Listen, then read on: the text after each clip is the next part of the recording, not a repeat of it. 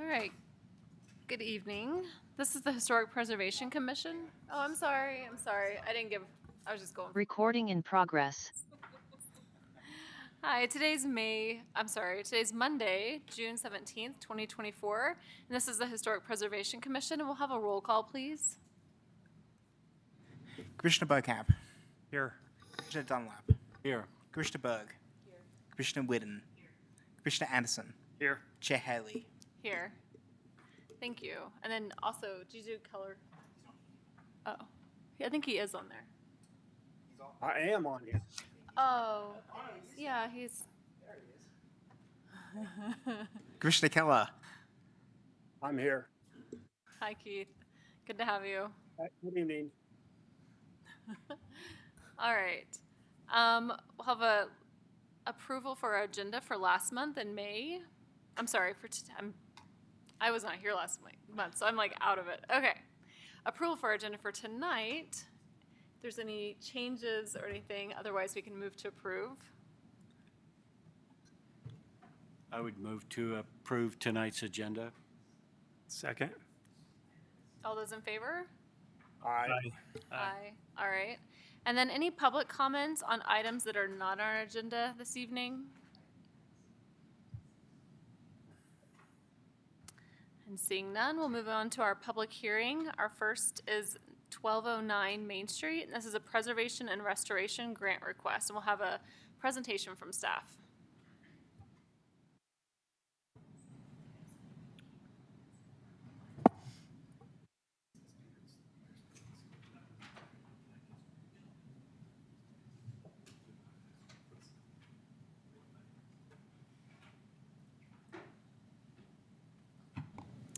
All right, thank you very much.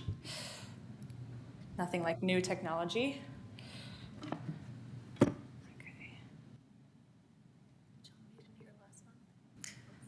All right, so this is a grant request for the landmark property at 1209 Main Street. So this was landmarked last year. They're coming in now for their grant request. And all of the work that's identified in the table up on the screen is identified in the historic structure assessment and relates to either preservation, restoration, or rehabilitation. So I went through those requirements. The grant request itself is for $40,000, so it's maxing out the grant. But the total project cost for all of the preservation work is $94,250. So staff is recommending approval of this resolution, which would recommend approval to City Council of this grant for up to $40,000 for the work that was outlined in that grant. Kind of echoey. Sorry. It's not too loud, it's just weird. Okay. Anyway, happy to take any questions, and I actually don't think the applicants are present tonight, but if somebody shows up online, then please let us know. All right, thank you. Any questions for staff?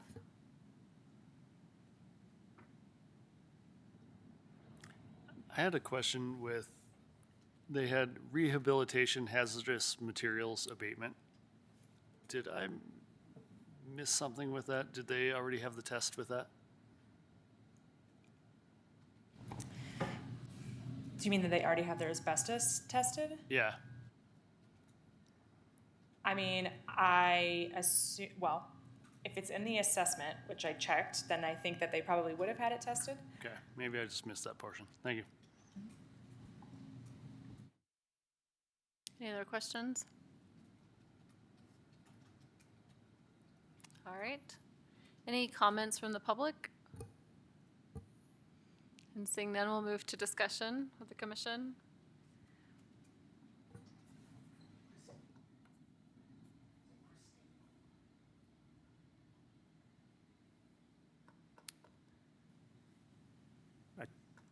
I believe what they're requesting makes sense. It's a home that we landmarked without any reservation. I think it's deserving of our grant. I think the HSA the HSA and the information in the packet showed an extensive amount of work to be done.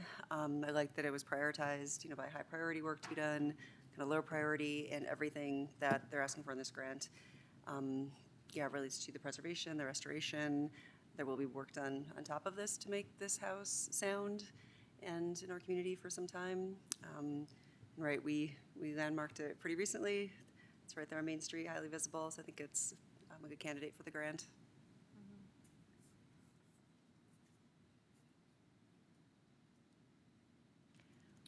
I agree with all of that. Looks pretty straightforward, just the way we'd like the program to work. And I assume those numbers came from a contractor working, or, sorry, should have asked this earlier. No, that's okay. So in this case, I'd have to look at the application again to see if I could find it, but if there aren't any separate estimates, then I would guess that they just didn't submit that, or that they came from the person who did the assessment, since it's the same person who put together the grant and the assessment project. I will say that we don't require that people actually come up with formal estimates. It's something that I try to encourage people to do when possible, but in this case, if it's not in the packet, then it probably just came from the architect or his team.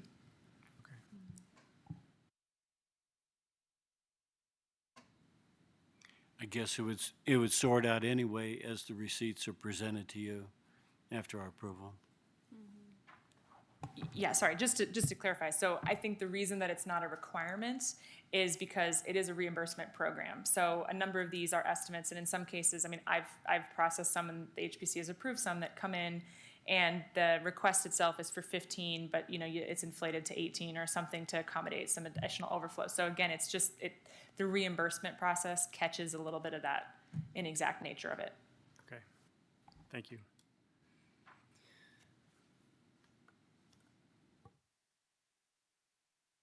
If there's no more discussion, someone can make a motion.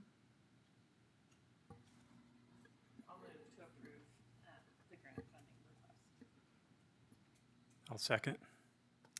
And we'll do a roll call, please. Commissioner Beaucamp. Yes. Commissioner Dunlap. Yes. Commissioner Berg. Yes. Commissioner Whidden. Yes. Commissioner Anderson. Yes. Commissioner Keller.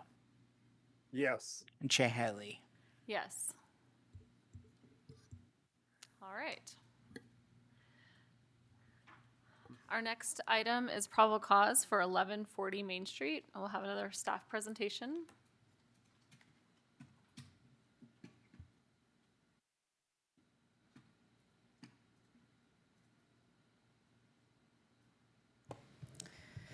Okay, yeah, so probable cause for 1140 Main Street. Driving me crazy.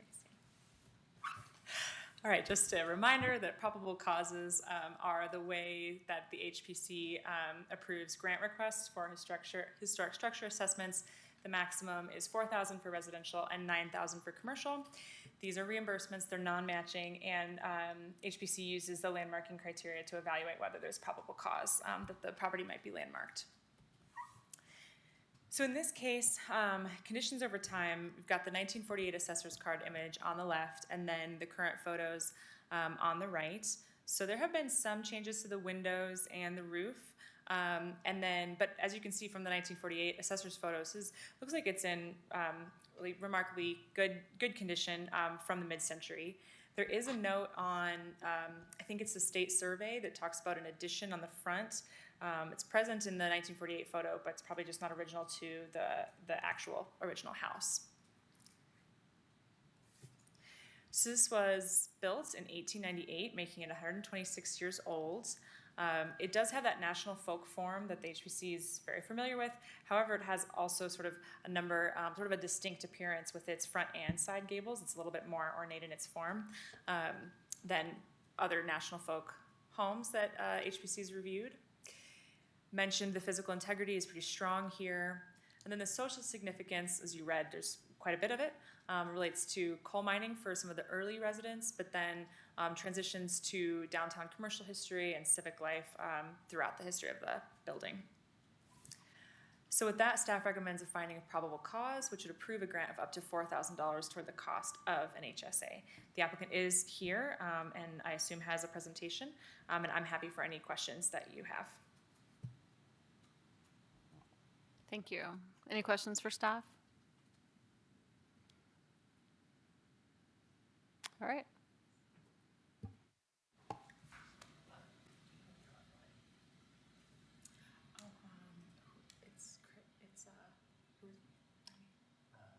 Christy and you're online. I think he said so. I think Ben said he was, yeah. Okay. Great. All right, I'm Andy Johnson with DAJ Design in Louisville. Seems like stand away from I'm it, not that gonna works say better. anything. I believe the owners of the home are online, and they'll probably want to chime in and say some things. But I did get a really nice opportunity to see this house. This is probably not one that I really need to talk about because this one's pretty straightforward. It is largely original.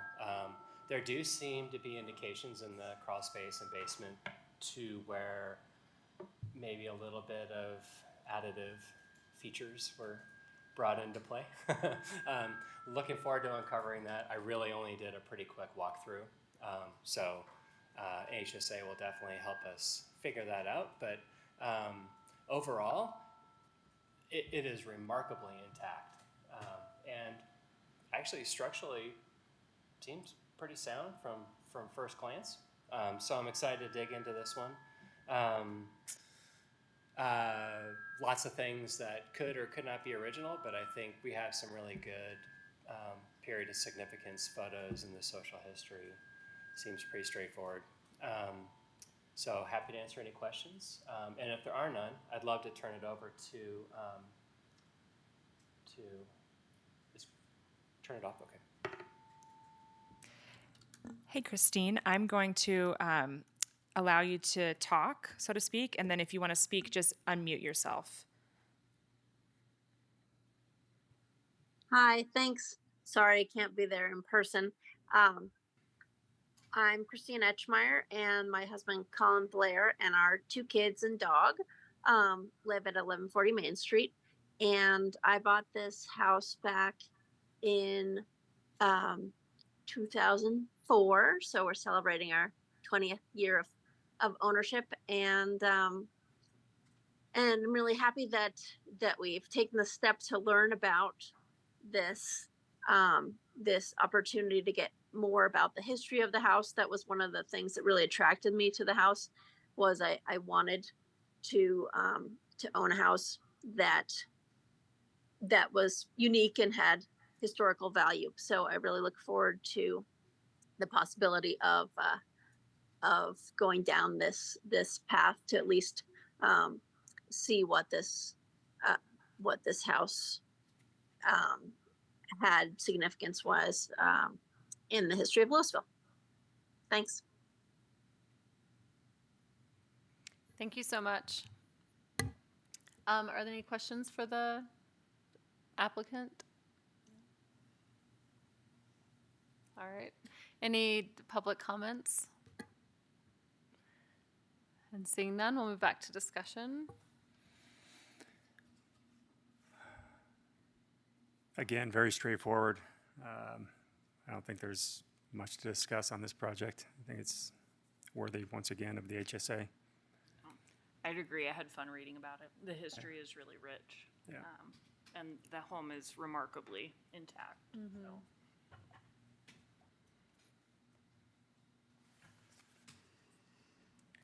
Yeah, I definitely agree. So if we have a motion, I'll make a motion to approve the probable cause determination for 1140 Main Street.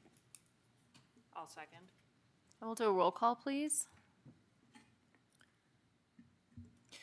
Commissioner Beaucamp, Yes. Commissioner Dunlap, Yes. Commissioner Berg, Yes. Commissioner Whidden, Yes. Commissioner Anderson, Yes. Commissioner Keller, Yes. and Chair Haley. Yes. All right. Yeah, we look forward to seeing the HSA on that and getting more information. And I think it looks like a great project, great great home to add to our probable cause list. So thank you very much for being here. Thank you. Thank you. All right, and our next is probable cause 741 Jefferson Avenue. We'll have another staff report.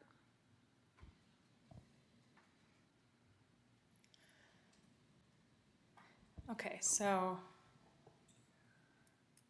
is this any better? Is it a little bit better? Not really. That's a little better. Okay, great. I'm just twisting a knob. I don't know what it does. Okay, so yes, probable cause for 741 Jefferson Avenue. So this one is literally a big building, and certainly close by and very exciting to see. So there have been some changes over time. This is an undated image here on the left. Not a lot of actually dated photos for this that they go back super far, but you can see the original form. And then up on the top right, you can see a couple of, I would say, significant changes, right? So the door has been turned into a window, and the entrance has been moved to the north. And there's also that north addition and the loss of some of the ornamentation. And so those are sort of the more major changes that have occurred over time. But then when you look from the sort of this bottom right, you can see that there's also an addition to the rear, which would be the west. But it's different, or it's subordinated and differentiated to an extent. The design is obviously sort of similar, but through this little area in the middle that sort of accommodates like a sort of a meeting room. So those are some of the main changes.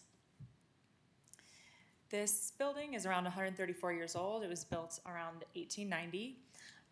Certainly this is a rare building in Louisville. It has this Gothic revival form. It's on a corner lot. I've already discussed some of the major alterations that have occurred, but certainly a fair bit of the building still remains in the front. And the social significance here, this was the second church building built in Louisville. And it is currently it's the oldest operating church in the city today. And a lot of this ties to that English immigration history, which we do certainly hear some about, not as much as some other European ethnic groups, but that's really sort of the root of some of the oldest history for this church. So staff recommends a finding of probable cause to approve a grant of up to $9,000 toward the cost of a commercial historic structure assessment. I think at one point in the staff report it said commercial and another it said residential. So I just want to be really clear that staff's recommending the $9,000 given the building size, but also really in a straightforward way the use of the building, right? So I'm happy to take any questions. The applicant is present as well. Any questions for staff? It may not matter too much, but is there an obvious way of deciding whether this is commercial or residential, since it really isn't either? I mean, there's no like hard line here, but I think its use is what we would what we would reference, right? I mean, I think the fact that it's also a large building is kind of just an added bonus, but it's really the fact that it's used as a church. Nobody lives there, so I think commercial is like a broader. Okay, it's non-residential. Broader, yeah, non-residential would be a great phrase if we had it, but commercial is the one we have, yeah. Any other questions? Just a general question on some of these single-family residence and commercial projects. On the up to $45,000 or $4,500 and the up to $9,000, it'd be interesting, kind of taking it offline, I guess, or taking it to a different point, if we could figure out what is the typical cost that ends up coming across on these assessments. Just a question I have that doesn't really pertain to what we're going to discuss tonight, but just a general question. Yeah, absolutely. So definitely something to continue talking about. I think one of the things we're doing with the grant update is asking that question exactly in case there's the need to increase these. I think in general, I've only seen one since I've started that builds at higher than 4,000, but I think that's partly or maybe in large part because that's just what, like it's actually more expensive than what we offer to actually complete some of these, especially when it includes a structural engineer review. Mm-hmm. So, which I'm sure you know. So at least on the residential side, I think that we're under serving, or whatever the right phrase would be. I don't know about the commercial side, really. I would imagine it's similar, but I'd have to decide based on square footage. Just curiosity. Yeah. Moving forward. All right, thank you. And then we'll have the applicant, if you'd like to talk to us, and if you'll just say your name and city of residence or occupation or Sure. whatever city. Yeah, my name's Larry Bovin. I live at, well, I will be living at 1108 Hillside Lane here in a few days, since my house burned down. But I am currently the trustee for the Methodist Church that we're requesting this grant for. As far as what I can tell you, I have reached out to a couple of firms to see if they will go ahead and do a structural assessment. There's several firms that do this work specifically, so hopefully I will be able to get a real firm idea of how much they plan on charging for it. It really does need a structural assessment. Obviously, it's been in operation since 1890s, and that portion of the building has really had very little work on it other than exterior work and obviously some heating and electrical work over the years. But primarily the basement is what we're really looking at, is try to really see what needs to be done to shore that up and make sure that it can still continue to operate beyond the 134 years that it's been in operation to this point. And so I do want to thank all the work of staff on this, because nearly 69 pages of materials, and of course I'm really obviously looking forward to finding out what we need to do overall to keep it operating. And then also, in addition to that, of course, we operate the food bank out of that as well, and we've been operating that since 2005 out of the basement of that building. So thank you very much for your consideration. Thank you so much. Does anyone have any questions for him? All right. Thank you so much. Thank you very much. And any public comment? I don't know if we have anyone online. All right, we'll bring this one back for discussion.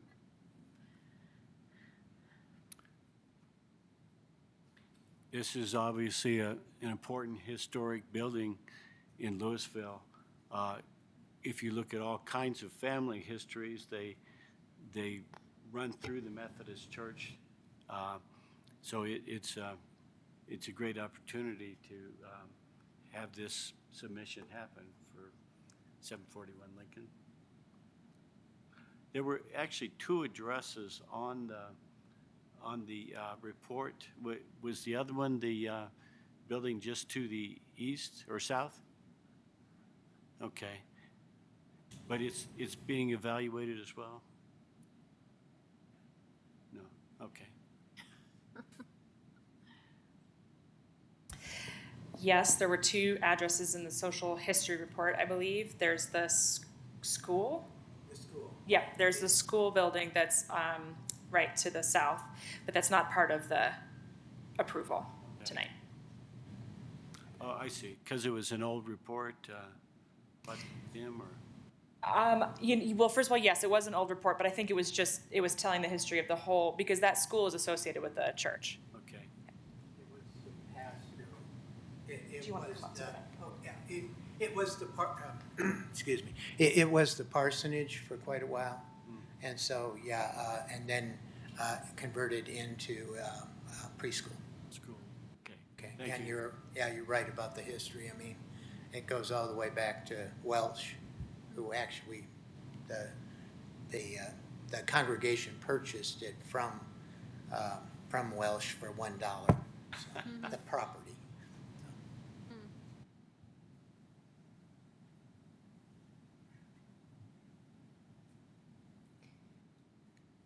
Yeah, I feel like this is pretty straightforward. I think, to your point, just as far as it being a community hub for generations of families, the proximity and location as far as like Memory Square and it's on a corner, like there's just a lot of prominence. It's obviously in great condition aside from the additions and stuff, which are still sensitive for what they did. So I think this is a pretty straightforward. I know we've been hoping that this would come to us at some point, so yeah, it's a big decision, and there's a lot of people involved. For a long time, the biggest. Sorry, yeah, we have to have a mic. I don't want to get into all the other issues with this, but I have been working a long time with our administrative council to understand that it's really important for us to preserve this. And if this will help us get it moving in the right direction, then I really want to get it moving in that way because, like you say, it has such historic significance for our community. Obviously, it served as part of the school in Memory Square for many years as an overflow. So there's so much connection between that property and Memory Square and so many other properties around the area that I just felt really strongly that we needed to really move on this now. So Yeah. thank you. Yeah, that's great. Thank you for working on that. Any other discussion? I agree. This one's pretty straightforward. Kind of theme of the night. Yeah. All right, if someone wants to make a motion, I will make a motion to approve probable cause for 741 Jefferson Avenue. I'll second. and we'll get a roll call, please. Commissioner Beaucamp, Yes. Commissioner Dunlap, Yes. Commissioner Berg, Yes. Commissioner Whidden, Yes. Commissioner Anderson, Yes. Commissioner Keller, Yes. Chair Haley. Yes. All right, thank you. And staff will be in touch with you just for next steps. And yeah, so thank you for coming and thank you for the work on this. We appreciate it.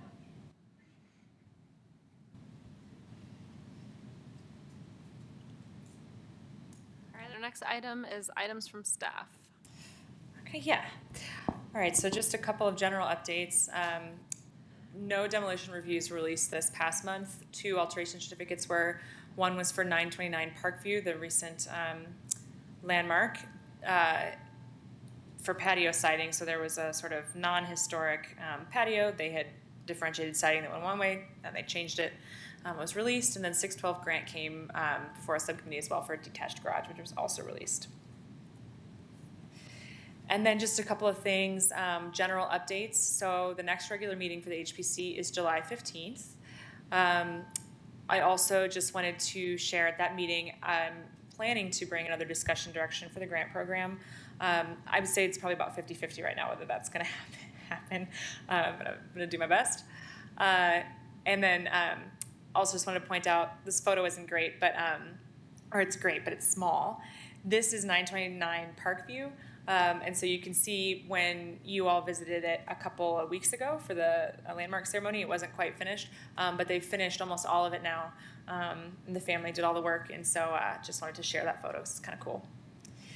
And then the last thing I wanted to update you all on, and I'm happy to answer questions or have a little bit of discussion if you're interested, but mostly I just wanted you to know, since you all have talked about ADUs a fair bit, that the state of Colorado passed last month, House Bill 24-1152, and basically it requires that jurisdictions like Louisville allow ADUs in all single-family lots. And so staff gave a presentation, sort of an update to council a couple of weeks ago, just giving an overview of the bill. But that's the big takeaway. And so the timeline, so now the city has to adopt an ordinance that complies with this bill. The timeline for that, at least for now, is that we'll be doing some sort of mostly educational engagement over the summer, just to let people know what ADUs are, how this affects them, whether they are worried about ADUs or whether they are excited about ADUs. But the bill really it's pretty clear about what needs to be done. There's not a ton of room for jurisdictions to craft, although there's a little bit. And then bringing a draft of the ordinance before Planning Commission and City Council in the fall. Just to note that, so one of the parts of the bill is that you can't really have standards for accessory units that are different from your primary units in a very general way.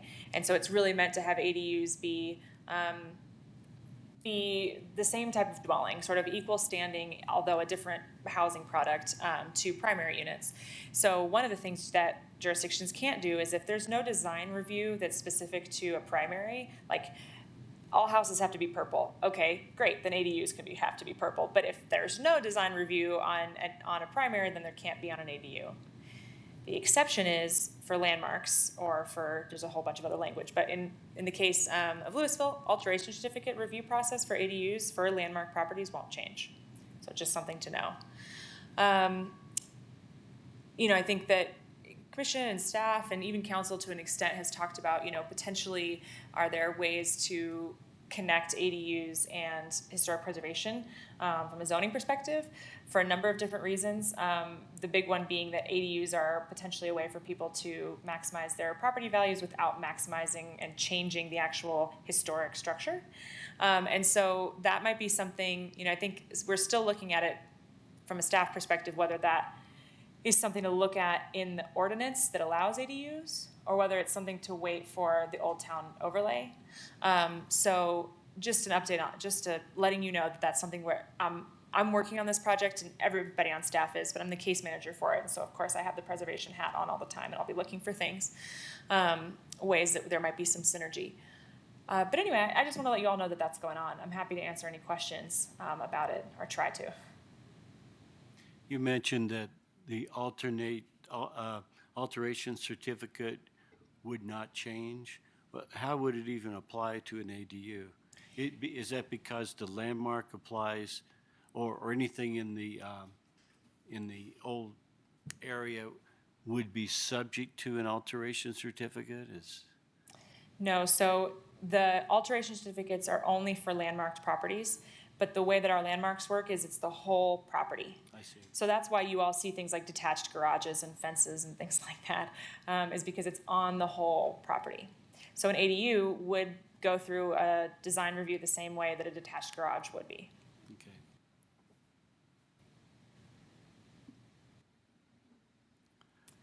I have curiosity on Airbnb versus long-term rentals in there. Is that, I assume that'll be addressed as you guys go forward? Yeah, so the bill has provisions for short-term rentals if jurisdictions allow them. But the way that we're currently approaching it is that these are two separate issues. Short-term rentals aren't allowed anywhere in Louisville. And so this wouldn't change that. You couldn't use your ADU as a short-term rental because short-term rentals aren't allowed, but long-term, which is 30 days or higher, could be a use. Are they going to look at, I assume, affordability and parking associated with it as well? Yeah, so parking is an interesting one. I think that's partly, I think we're going to try to get a little bit of a sense but from the community, but also doing some internal evaluation of whether parking is an issue. Mm-hmm. The way, i.e. if that's a concern that adding an ADU or adding ADUs to a neighborhood would cause parking issues. The way the bill is written on parking, it says that jurisdictions can't require parking be built for ADUs. However, there are a number of exceptions that effectively mean you could copy and paste that language and parking would be required up to one space per ADU. I'm happy to get into it more, but that's the sort of high level. So then, in terms of...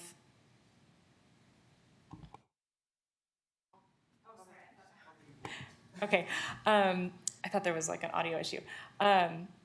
So that's the parking side of it.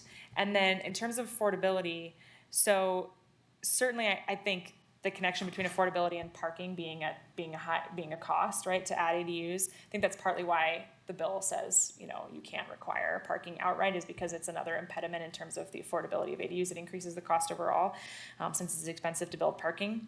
But then also, affordability itself is like a whole other part of the bill. And so as part of the ordinance and as part of complying with the bill overall, the city has to either have a code, there's this list of qualifying methods, and they either have to fall into a code adoption that makes these ADUs more affordable. There's lots of options there, or a programmatic.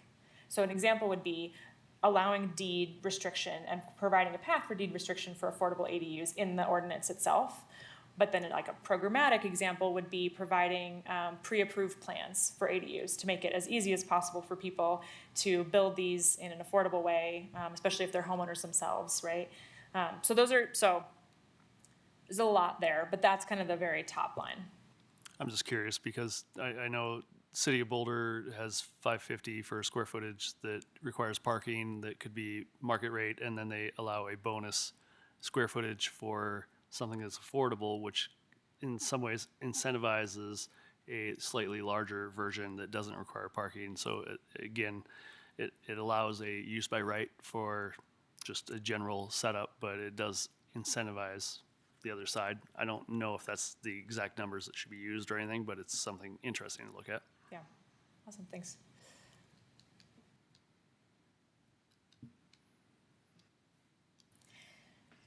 Great. I don't think there's any other questions on that one. That's good that you're heading it though, like that you're kind of the point person, especially for just the historic piece for downtown. So, because I feel like that's come up over and over and over again. So, it's good that we can finally address it for what it is, and then we have you to like navigate that well. So, all right. Any updates from commission members?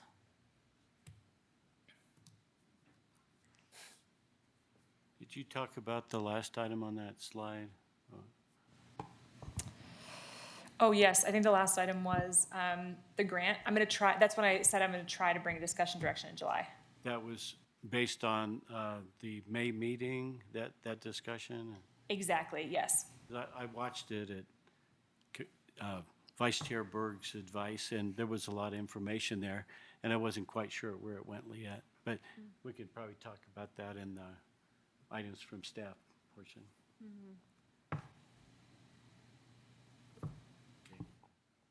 All right.